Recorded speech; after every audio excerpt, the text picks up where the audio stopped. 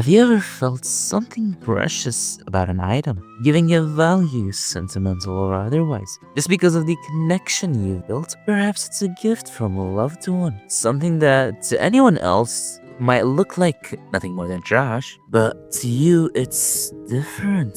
It carries memories, meaning, a weight you can't exactly explain, creating a bond of feeling that makes it so much more than just an object. It's irreplaceable, it's precious. Gachiakuta, a dark dystopian fantasy world. In it lies a beautiful floating city, ruled by figures dressed in elegant white cloaks. But beneath its beauty lies a very cruel divide. White stone walls splitting the shining city from the slums, and for all their safety, the city fears one thing: a boy they call the trash hoarder, Rudo, a raider of junk living in the slums, where people survive by finding value in the things that world discards. To most, it's garbage. To him, it's the one piece. The slums themselves weren't built for living. They were a cage, a place to cast off criminals. Generations later, their descendants work endlessly to repair their image. But when Rudo's own father went on a Rudo killing spree, that fragile hope kind of shattered. And so, Rudo inherited not just the slums, but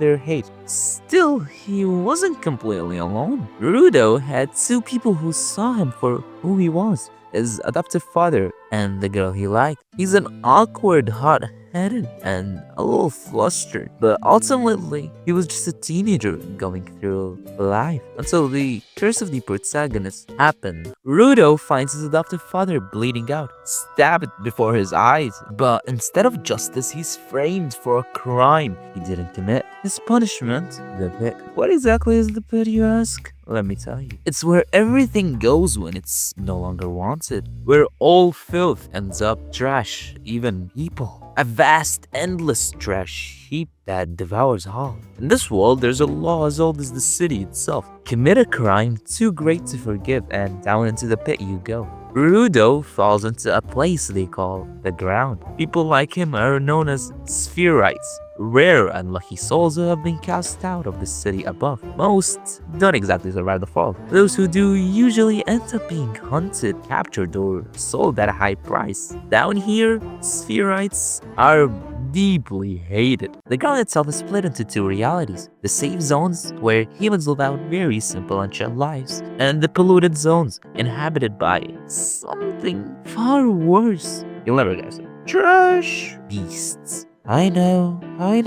Very creative. And these beings aren't just animals, they're nightmares born from the world's very foundation of garbage. You see, in this world, when someone cherishes an object long enough, their feelings kind of slip into it. That energy becomes something called anima. If left unchecked, anima can twist into monsters, giving birth to trash beasts. The only way to kill one is to destroy its core, and for that you need a weapon infused with anima, a vital instrument. Not everyone can wield such things. Only the aura farmers, the absolute edgelords, can. Those few are known as givers. There's an organization of trash beasts exterminators called the Cleaners that dedicate their lives to hunting down trash beasts and maintaining the safety of the realm, or whatever the fuck it is. And then there's Rudo. He's built different, and genuinely, I'm not exaggerating about this. He doesn't just use vital instruments, he can create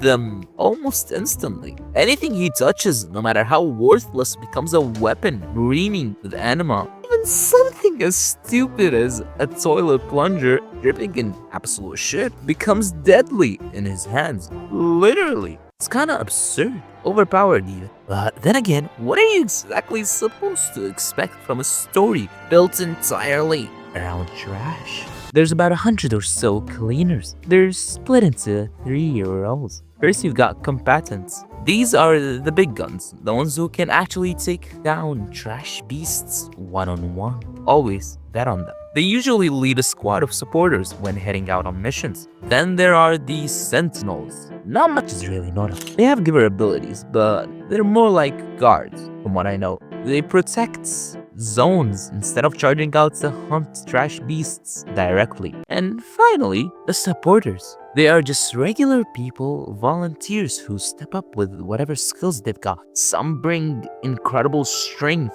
others handle weapons, but their whole job is to back up the givers in battle. They're the backbone of the organization and make up the majority of it. All of them follow Boss, the leader of the cleaners, and they operate all over the ground in teams. It's kind of cool, honestly. I really dig the concept of this story. Trash beasts, a sky city, the abyss, shitty garbage everywhere, and or farming cleaners. So far, I've only talked about Rudo, but let me go through the rest of the casserole. Enjin feels like the most respected among the cleaners. He's the one who actually saved Rudo, finding him in a no man's land, basically a heavy polluted death zone. There are 6 confirmed zones, each extremely dangerous. Enjin's vital instrument is an umbrella, which he can use as a shield to float in the air, or even spin at high speed like a drill. He's funny, laid back, and definitely strong. The second he got Rudo's outfit, he sold it off, then fed him food using that money and made him thank him, and somehow convinced him to join the cleaners. Absolute goat activities.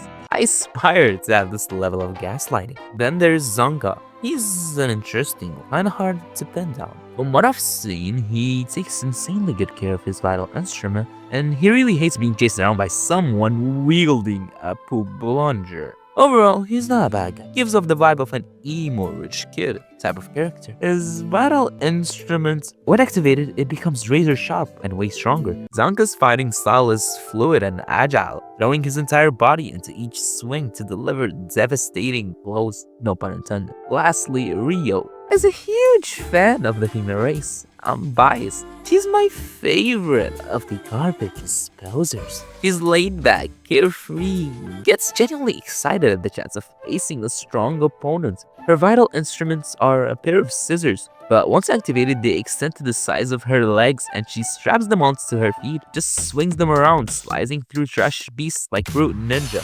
With style. She's also got a thing for her hair. At one point, she made Rudo feel a little flustered while checking his hair, though I'd also completely fold if I was in his place. Which brings me to my next point. Character design. I recently watched a video from Talks Anime, where he was talking about how character designs can be very deep. He mentioned 2 things that make designs stick: outfits and hair. Think of Rem, Emilia, Violet Evergarden, all instantly recognizable because of their look. And honestly, Gachiakuta smashes it. In a medium where so many designs can feel very repetitive, this series gives us characters who pop off with vibrant hair colors, bold styles, unique outfits, and little accessories that just scream personality. The art style itself makes everything feel even more distinct, shifting from cute and goofy to straight up edgy and terrifying. The animation looks pretty damn good too. And don't even get me started on their facial expressions. They're goofy, stylish, and cool as hell. But beyond just the characters, the world itself is so gorgeous. A story about trash, and yet it's somehow so beautiful. World building has always been very special to me. The idea of getting lost in a world so detailed, it feels almost alive. It's fictional, yet why does it feel so real? Especially if it's somewhere unfamiliar. What are the laws of magic that governs it? What do towns look like? What's its history? What species live there? What do people wear? How do these civilizations exactly function? What do they eat? How do they travel? How do they use magic? These little details are what make a world feel so alive. A fantastical, fully developed, bizarre world. And that's something Gachiakuta offers. A story that is creative, one that's truly immersive, especially when it exists outside our reality. Sure, it's a dark fantasy shonen with some mystery elements. It's no Berserk, no One Piece. But I think that the story, this series, is going to be quite the show. Thank you for watching. I'll see you at a later date.